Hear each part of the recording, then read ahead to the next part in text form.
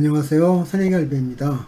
지난 57번 영상에서 저는 혈액검사 결과를 중심으로 저희 맨발 걷기 1년의 효과를 정리했습니다. 이번 영상에서는 제가 몸으로 느끼고 있는 효과들을 정리해 보려고 합니다.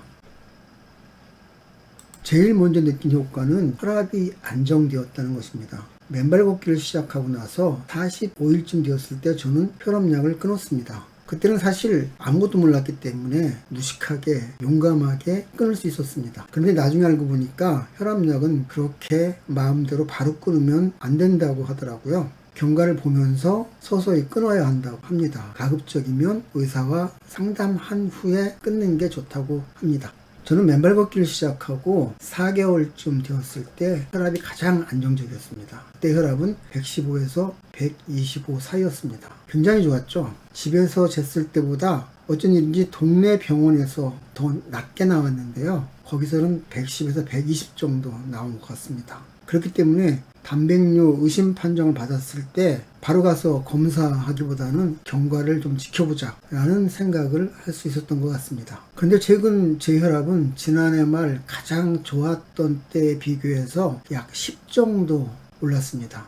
아마 두 가지 정도로 생각할 수 있을 것 같은데요. 우선 제 몸무게가 당시보다 한 2-3kg 정도 늘었습니다. 그래서인지 최근에 혈액검사 결과를 보면 중성지방의 수치도 크게 늘었고요. 당뇨 수치도 많지는 않지만 조금 늘었습니다. 맨발 걷기를 하면 매우 높은 확률로 혈관 건강이 좋아집니다. 제가 이렇게 자신있게 말할 수 있는 것은 맨발 걷기의 혈관 건강 메커니즘 때문입니다. 사람 몸속의 생명활동은 물리적인 메커니즘과 화학적인 메커니즘이 있습니다. 사람 몸 안에서의 화학 반응을 물질대사, 즉 메타볼리즘이라고 합니다. 메타볼리즘, 즉 생화학 작용은 사람에 따라, 환경에 따라, 시간에 따라, 공간에 따라 다르게 나타날 수 있습니다.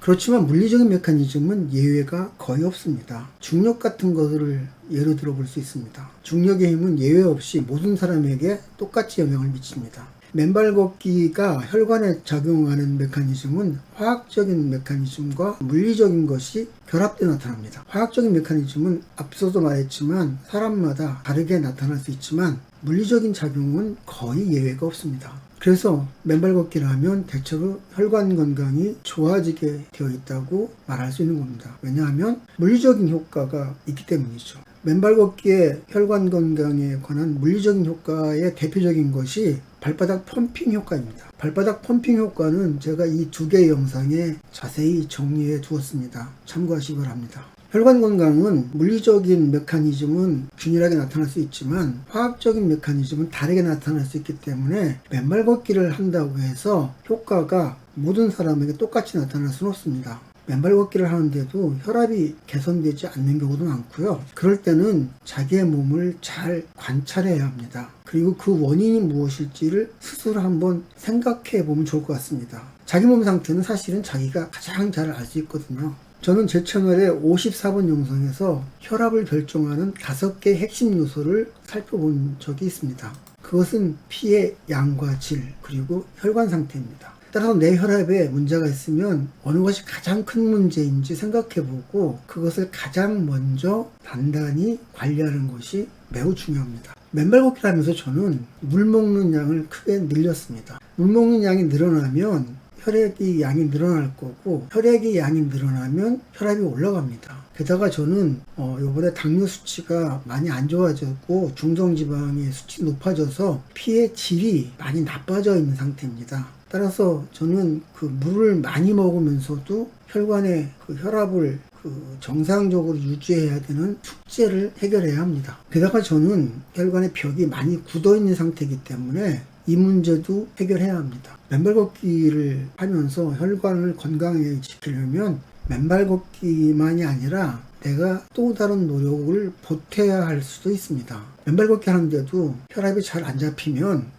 이 도표를 보시고 내가 가장 약한 곳이 어딘지 생각해 보셨으면 좋겠습니다. 그리고 그 약한 고리를 하나하나 해결해 나가면 반드시 혈압을 잡을 수 있습니다. 아까 말했듯이 저는 지금 가장 약한 고리를 피의 질이라고 생각하고 있습니다. 혈당이 많이 높고 중성지방의 수치도 높기 때문입니다. 그래서 저는 앞으로 1년 동안 혈당을 관리하고 중성지방의 수치를 낮추는데 애써보려고 합니다. 맨발 걷기를 한 후에 가장 신비롭고 신나는 효과는 몸무게가 줄어든 것입니다. 맨발 걷기 하기 전에 제 평균 몸무게는 76에서 77kg 정도 됐습니다. 그런데 이제 갑자기 디스크가 터졌기 때문에 2달 동안 거의 움직이지 못하고 집에서 꼼짝도 못했더니 몸무게가 거의 80kg에 육박하기도 했었습니다. 근데 맨발 걷기 하고 4개월 정도 지난 다음에 몸무게가 68kg 정도로 엄청 줄었어요. 가끔가다 67kg라는 숫자도 보였습니다. 그리고 복부 기만도 많이 줄어들어서 허리둘레가 90cm 이하로 막 내려가기도 했었어요. 몸무게와 키 그리고 허리둘레로 건강을 체크하는 신체 질량 지수라는 지표가 있습니다. 이 기준을 적용했을 때 한참 좋았을 때는 건강상 위험에서 거의 벗어난 것 같았습니다. 체중이 이렇게 줄어든 이유를 저는 모세혈관이 재생된 때문이라고 짐작하고 있습니다. 단순한 그냥 짐작이 아닙니다. 제가 이렇게 짐작할 수 있었던 까닭은 무엇보다 혈압이 안정되고 그리고 썩어가던 발톱이 재생되는 것을 목격했기 때문입니다. 저는 이 두 가지로 혈액순환이 개선되고 있다는 것을 확신할 수 있었습니다. 그래서 혈액순환이 개선되면 무슨 일이 일어날까를 공부해 보니까 혈액순환이 좋아지면 내피세포가 건강해지고 내피세포가 건강해지면 죽었던 모세혈관이 재생된다는 것을 알게 되었습니다. 이 도표가 내피세포의 기능을 보여주는 도표입니다. 내피세포는 매우 많은 기능을 하는데 그중 모세혈관을 생성하거나 재생하는 기능이 있습니다. 사람 몸 전체 혈관 중에서 모세혈관이 95%를 차지하는데 20대에 피크를 이룬다고 합니다. 그리고 40대부터 본격적으로 소멸하기 시작하는데 60대가 되면 거의 40% 정도의 모세혈관이 사라진다고 합니다.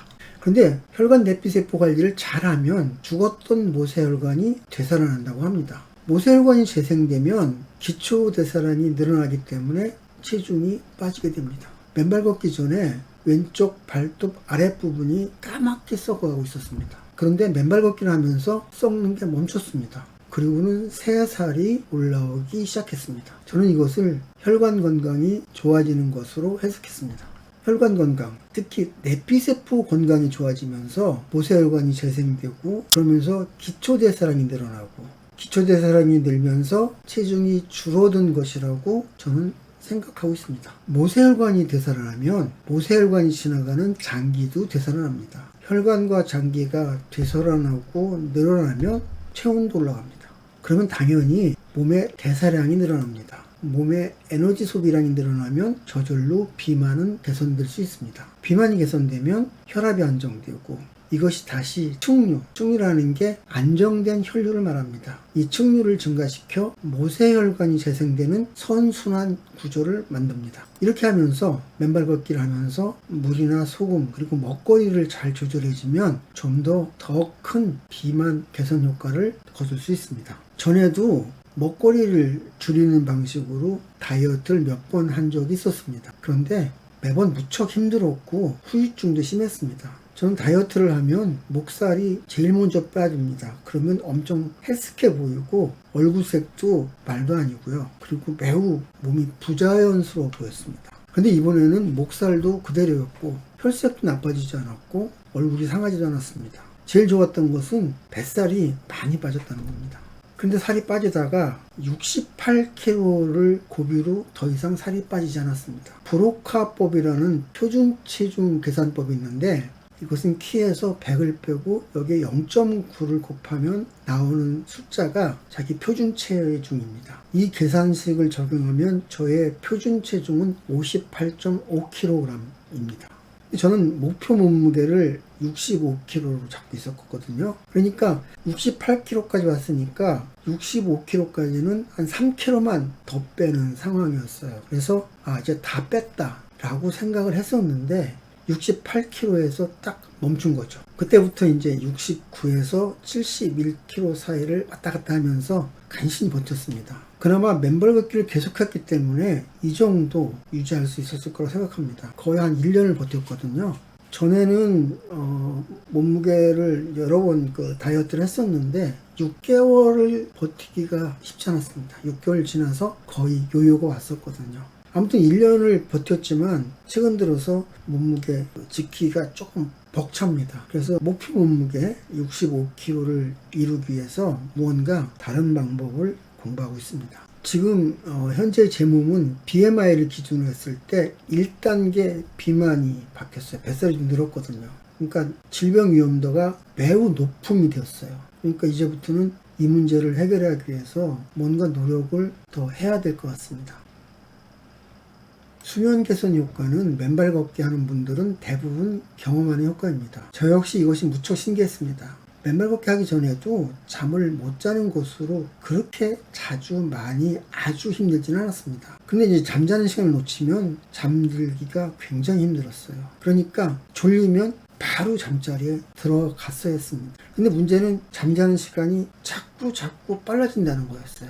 졸리는 시간을 놓치면 그 다음에는 이제 잠자는 게 굉장히 힘들었습니다. 게다가 뭐 허리에 통증이라도 느끼면 잠을 못 자는 게 엄청 고통이었고요. 그때는 뭐 수면제를 먹어도 잠이 잘 못 드는 경우도 있었습니다. 수면제를 먹었는데도 잠이 안 오면 뭐 공포스럽기도 하고요. 무섭기도 했습니다. 근데 맨발 걷기를 하면서부터 언제부턴가 나도 모르게 쉽게 잠이 들었습니다. 잠자는 시간을 놓쳐도 잠이 들었고요. 밤중에 깨는 횟수도 많이 줄었습니다. 무엇보다도 제가 정말 좋았던 거는 수면 시간이 늘어났습니다.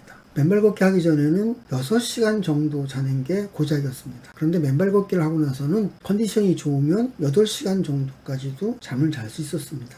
수면 개선 효과는 맨발 걷기 하는 분들은 대부분 경험하는 것 같습니다. 어싱 이론에서는 수면 개선 효과를 코티솔 분비가 안정화되는 까닭으로 설명합니다.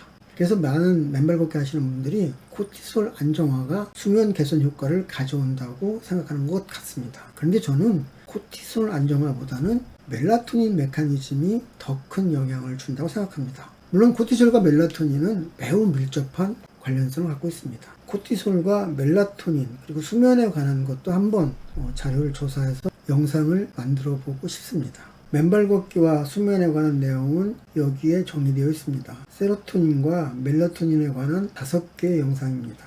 맨발 걷기를 하면 세로토닌 분비가 촉진됩니다. 세로토닌이 멜라토닌의 원료 물질이 됩니다. 멜라토닌 메커니즘은 실제로 걸어야 효과를 볼 수 있습니다. 특히 아침에서 오전 무렵에 걷는 게 가장 효과가 큽니다. 지난 1년간의 맨발 걷기 효과 중에서 제가 제일 감사하고 고맙게 생각하는 것이 거품료가 많이 줄어든 것입니다. 거품료가 지속적으로 많이 나오면 단백뇨가 의심되는 상황입니다. 단백뇨가 있으면 콩팥이 급속도로 나빠집니다. 지난해 저는 그 건강검진에서 단백뇨 의심 판정을 받았는데 걱정 많이 했죠. 최근 들어서는 거품료가 아주 많이 줄었고 저번에 혈관 검사하면서 소변 검사도 같이 했는데 단백뇨 의심 증상이 없었습니다. 지금까지 제가 겪은 맨발 걷기의 핵심 효과, 즉 혈압, 체중 감소, 수면 개선, 그리고 거품료를 알아보았습니다. 지금부터는 제가 느끼고 있는 자잘한 맨발 걷기 효과들을 나열해 보겠습니다. 많은 효과가 혈액 개선 효과하고 이렇게 연결되어 있는 것 같습니다. 이런 효과들입니다. 발톱이 재생됐고, 무릎 흉터가 재생됐고, 시력이 좋아졌고, 감기에 잘 안 걸리고, 대변의 질이 좋아졌고, 소화가 잘 되고, 그리고 무엇보다도 약을 끊고 병원을 끊게 됐습니다. 이렇게 많은 효과가 있었는데, 그런데 이렇게 되면은 완전히 회춘이 될 수도 있는 것처럼 보이죠. 그런데 지금은 솔직히 말하면 요요 현상을 겪고 있습니다. 옛날로 돌아가려고 하는 그런 현상이 제 몸에 생기고 있는 거죠. 방금 본 짤막한 효과들에 대한 자세한 내용과 그리고 제가 겪고 있는 요요 현상, 그리고 이 요요 현상을 어떻게 극복해야 할지에 대한 제 생각을 다음 영상에서 말씀드리겠습니다. 오늘 영상은 여기까지입니다. 감사합니다. 구독, 좋아요, 알림 설정, 그리고 공유 부탁합니다. 다음 영상에서 뵙겠습니다.